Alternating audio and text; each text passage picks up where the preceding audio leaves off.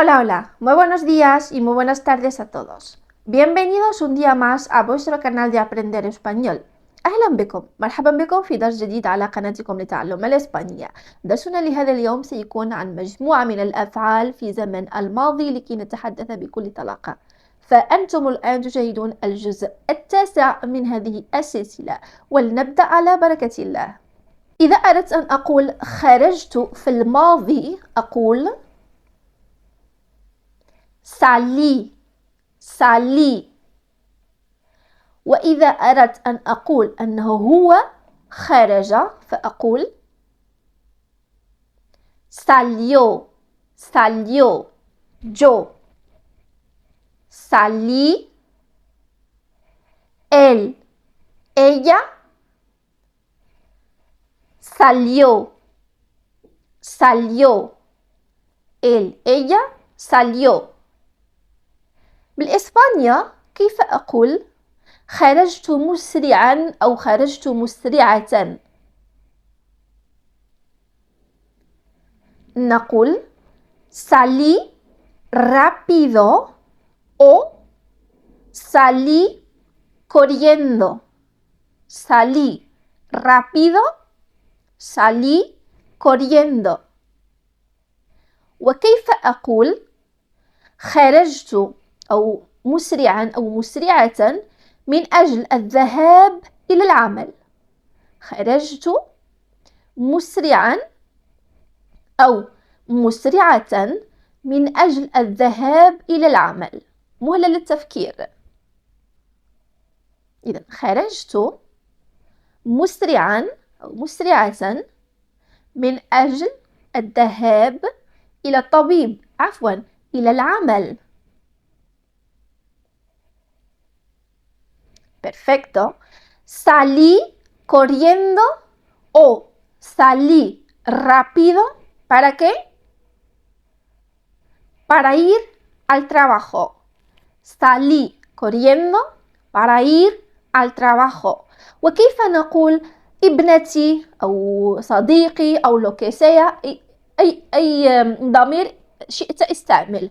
هو أو هي خرجت أو خرج مسرعا من أجل الذهاب إلى العمل. سهل جدا. إذا اكتب لي الإجابة في التعليقات الآن، أوقف في الفيديو واكتب الإجابة. إذا هو أو هي خرجت مسرعا أو مسرعة من أجل الذهاب إلى العمل. وكيف أقول أنا خرجت باكرا من المنزل من أجل الذهاب إلى العمل؟ سنبقى في نفس السياق. خرجت مسرعا أو مسرعة من المنزل من أجل الذهاب إلى العمل. إذن خرجت هي salí باكرا temprano salí temprano. ¿Para qué? Para ir al trabajo. Entonces, salí temprano de casa para ir al trabajo. Salí temprano de casa para ir al trabajo. إن كنت أول مرة تشاهد قناتنا فأدعوك للاشتراك بها، وكذلك أن تدعمنا بالضغط على زر الإعجاب، وكذلك أن تلتحق بقناتنا الثانية الخاصة فقط بالحوارات باللغة الإسبانية. أي حوار شئت تحت طلبك سيكون مبرمج على القناة في أقرب وقت. هيا فلنواصل الدرس. كيف أقول بالإسبانية خرجت من أجل شراء هدية عيد ميلاد ابني؟ هيا فلنقسم هذه الجملة. إذن خرجت كما سبق ورأينا في بداية الدرس، خرجت salí. ¿Para qué? لأجل شراء.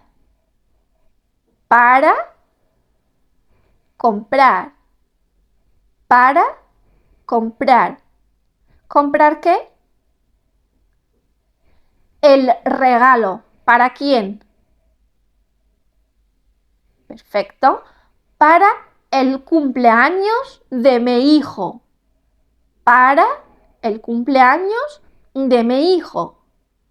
Entonces, salí para comprar el regalo de cumpleaños de mi hijo.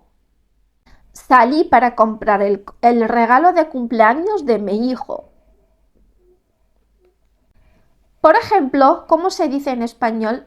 خرجت من أجل شراء كتاب لتعلم الإسبانية.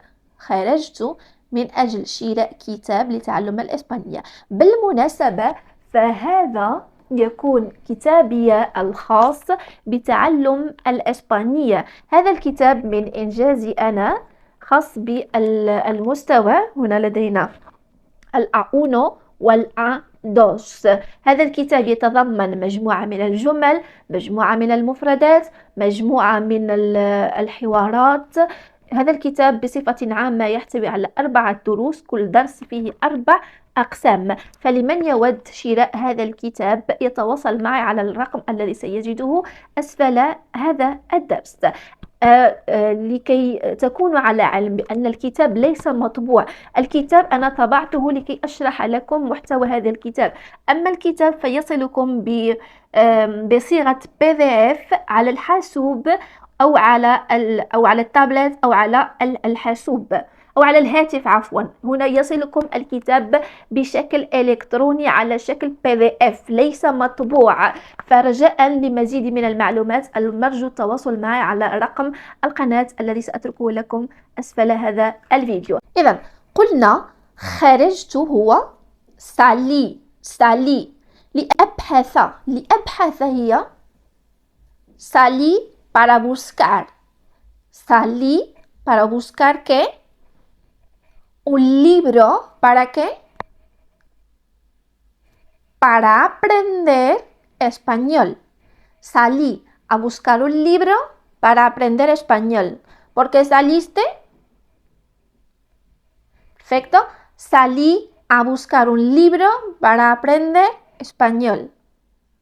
جملة أخرى معنا تقول أنني خرجت من هناك قبل الوقت. لم أشعر أنني بخير. إذا هنا جملتين في جملة واحدة. إذا خرجت من هنالك نقول بالإسبانية salí de allí. salí de allí. قبل الوقت antes de tiempo. Antes de tiempo. Entonces salí de allí antes de tiempo. No me sentía bien. No me sentía bien. Salí de allí antes de tiempo porque no me sentía bien. ¿Por qué saliste de ahí antes de tiempo? Pues porque no me sentía bien, me sentía mal, me sentía muy mal. Entonces salí de ahí antes de tiempo porque no me sentía bien. عزيزي المشاهد، إن أعجبتك هذه الطريقة فاترك لي في التعليقات الدروس التي ترغب في تعلمها من خلال قناتنا. فلنواصل درسنا لهذا اليوم. إذا أردت أن تقول بالإسبانية انتظرت في قاعة الانتظار في انتظار دوري. إذا أنت عندك موعد مع في أي مكان ما، فتقول أنني انتظرت في قاعة الانتظار إلى حين أن يأتي دوري. فانتظرت في الماضي نقول esperé. في قاعة الانتظار en la sala de espera. En la sala de espera. لأن يحين دوري نقول para mi turno. Para mi turno. Entonces انتظرت في قاعة الانتظار إلى أن يحين دوري نقول decimos esperé en la sala de espera para mi turno. Esperé en la sala de espera para mi turno. كيف أقول أيضا انتظرت لمدة 2 ساعتين في المطار؟ Entonces انتظرت هي esperé. ساعتين 2 horas. 2 horas. ¿Dónde? En el aeropuerto. En el aeropuerto. Entonces, esperé 2 horas en el aeropuerto. ¿Cuántas horas esperaste? Sí, perfecto. Esperé 2 horas en el aeropuerto. الآن سأترك لكم سؤال التميز، أنتم من ستجيبون عليه في التعليقات. إذا كيف نقول هو خرج مسرعا من المكتب؟ هو خرج مسرعا من المكتب. وإلى هنا أكون قد وصلت معكم لنهاية هذا الدرس. أتمنى أن يكون قد نال أعجابكم. نلتقي في الجزء 10 إن شاء الله من هذه السلسلة. لا تنسى دعم قناتنا وكذلك القناة الثانية الخاصة بالحوارات. إلى اللقاء أصدقائي.